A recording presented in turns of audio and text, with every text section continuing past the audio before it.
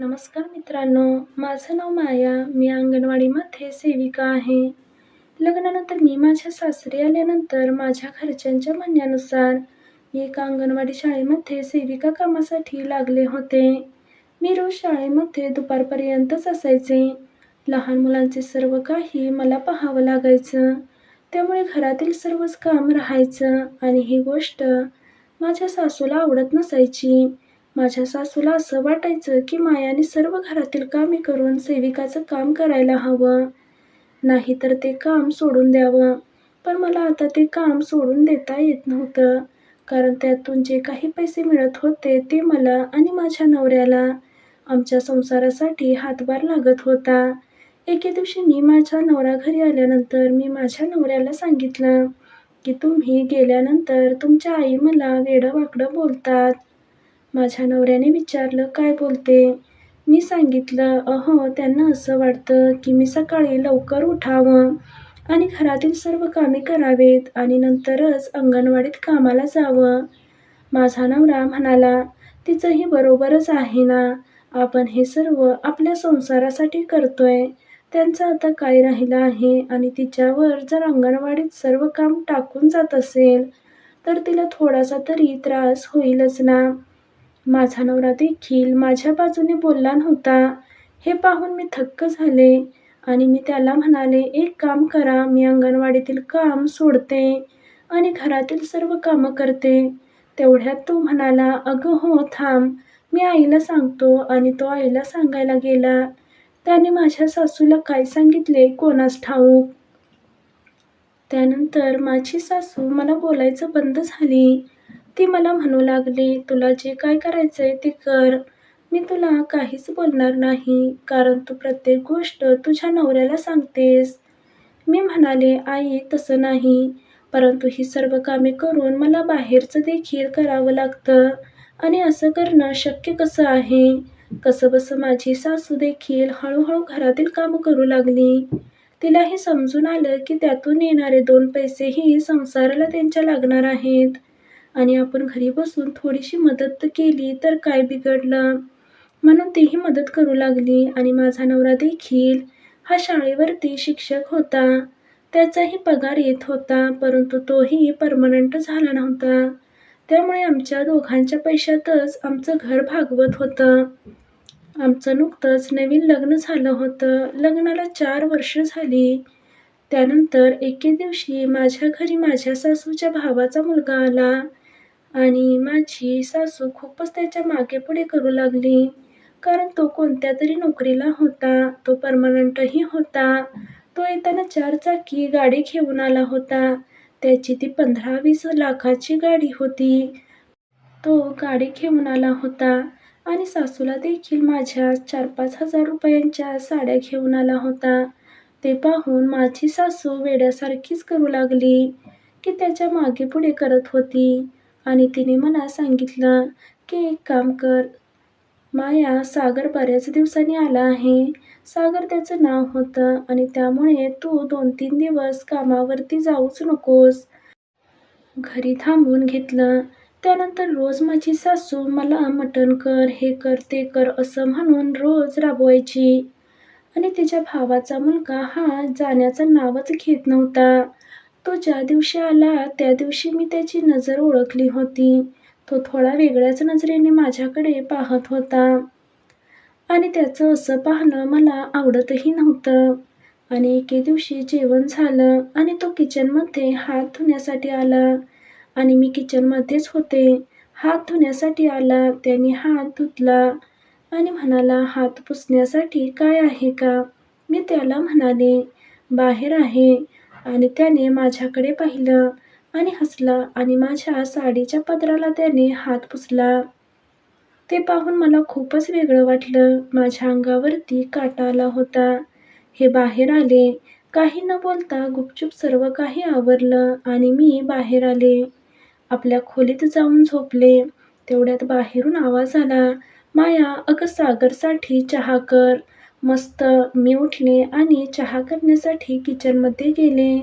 तेवढ्यात सागर हा माझ्या सासूला म्हणाला, "आत्या, एक काम करा, हे ₹500 घ्या आणि काही खायला घेऊन या." असं म्हणून त्याने माझ्या सासूच्या हातात ₹500 दिले आणि तिने एक पिशवी घेतली आणि ती म्हणाली, "बरं ठीक आहे, बस मी घेऊन येते." असं म्हणून ती गेली. मला खूपच भीती वाटू लागली होती. मी तेवढ्यात म्हणाले, "आई तुम्ही त्यांनाच पाठवा." तेवढ्यात माझी सासू म्हणाली, "मी लगेच येते, तुम्ही थोड्या गप्पा मारा." आणि माझी सासू पिशवी घेऊन निघून गेली. आता मला थोडीशी भीतीच वाटू लागली होती. कारण सागरची नजर ही पहिल्यापासूनच खूप वाईट होती. तो माझ्याकडे खूपच वाईट नजरेने पाहायचा आणि आज त्याच्या मनात काय आहे हे मी ओळखलं होतं. मी सकाळीच माझ्या नवऱ्याला ही गोष्ट बोलणार होते, परंतु तो गडबडीत असल्यामुळे मी काहीच बोलले नाही. आणि सासू गेल्यानंतर सागर मला म्हणाला, "या बसा थोडंसं बोलूया."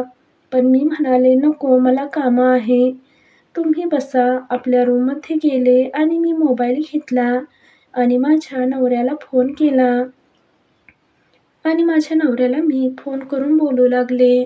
मला असं वाटलं की सासू येईपर्यंत मी माझ्या नवऱ्याला फोनवरती गप्पा मारत असते. परंतु माझा नवरा मला फोनवरती बोलला, "माया, अगं मी थोडंसं कामात आहे आणि तुला नंतर फोन करतो. तोपर्यंत तू घरातील सर्व काम वगैरे कर." असं म्हणून त्याने देखील फोन ठेवला. आता मला काहीच कळेना काय करावे आणि तेवढ्यात सहज दार वाजल्याचा आवाज आला. मी मागे वळून पाहिलं तर माझ्या मागे सागर होता. सागरने मला तिथेच माझ्या बेडवरती पालथं पाडलं आणि मागून माझी साडी वरती केली आणि त्याने त्याची पॅन्ट काढली आणि नंतर तो काही क्षणातच मला जोरजोराने मारू लागला. मीही नको म्हटलं होतं. मी त्याला ढकलून देण्याचा प्रयत्नही केला, पण त्याने काही माझं ऐकलंच नाही. मला बेडवरती पालथं पाडून माझे दोन्ही हात धरले. मागून मला जोरजोराने तो मारू लागला. खूप मोठ्याने आवाज येऊ लागला होता. मी ओरडू लागले होते. मलाही सहन होत नव्हतं. मला या गोष्टी करूनच चुकल्या होत्या. मी त्याला म्हणाले, "हे चुकीचं आहे. तुम्ही हे काय करताय? तुम्ही चुकीचं करताय." मी माझ्या नवऱ्याला हे सर्व काही सांगेन. तेवढ्यात सागर म्हणाला, "ते सांगायची तुला गरज पडणार नाही. त्याला हे आपोआप कळेल तर तो काही बोलणारच नाही." मला काहीच कळेना म्हणजे असं का बोलतोय आणि हळूहळू सागरने खूपच जोरजोराने माझी मारायला सुरुवात केली.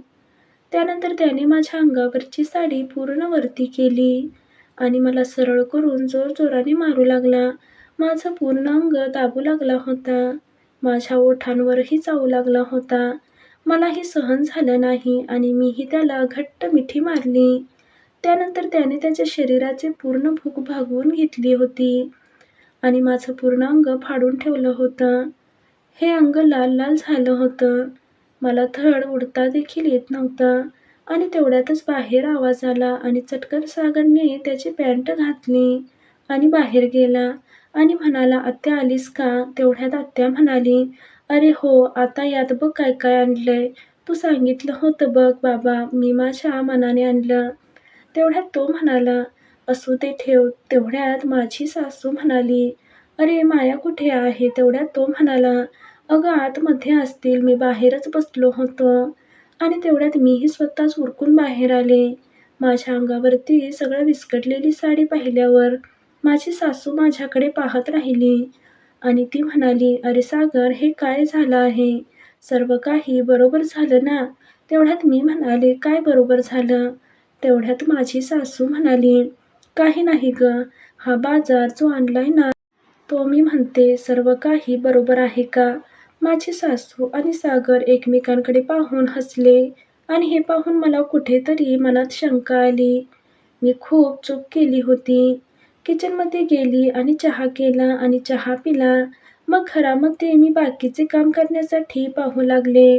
परंतु माझं शरीर खूपच दुखत होतं. माझं अंग पूर्ण दुखत होतं.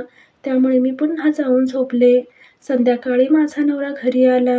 नवऱ्याने मला विचारलं की "काय झालं? खूपच थकल्यासारखी दिसतेस." मी माझ्या नवऱ्याला घडलेला हा सर्व प्रकार सांगितला. माझा नवरा म्हणाला, "अगं काळजी करू नकोस, मी काय आहे ते बघतो." आणि दुसऱ्या दिवशी त्याने सागरला शिव्या दिल्या आणि खूपच रागावला देखील आणि घरातून हाकलूनही दिलं. म्हणजे हा निघून गेला आणि काही महिन्यातच मला दिवसही गेलेले कळून आलं. आता हे दिवस गेलेले हे कोणापासून गेलेत, याची मला खात्री आहे. सागरमुळे का दिवस गेले होते? माझ्या पोटामध्ये सागरचं मूल होतं. मी ही गोष्ट माझ्या नवऱ्याला सांगितली. माझा नवरा म्हणाला, "आता आपण करू काय शकतो? असू दे, हे मूल आपलंच आहे, असं म्हणून आपण सांभाळू." या एकंदरीत शेवटी माझ्या लक्षात आलं होतं, की सागरने माझ्यासोबत मूल होण्यासाठी शारीरिक संबंध ठेवले होते. आणि हे सर्व माझ्या नवऱ्याच्या आणि माझ्या सासूच्या म्हणण्याप्रमाणे झालं होतं. हे मला कळाल्यानंतर मी गप्पच बसले नाही. मी माझ्या आई-वडिलांना बोलावून सांगितलं आणि त्यांना हा सर्व प्रकार घडलेला सांगितला. त्यांनी देखील मला सोबत घेऊन गावी गेले. गावी गेल्यानंतर मी ही गोष्ट पोलिसांना सांगितली.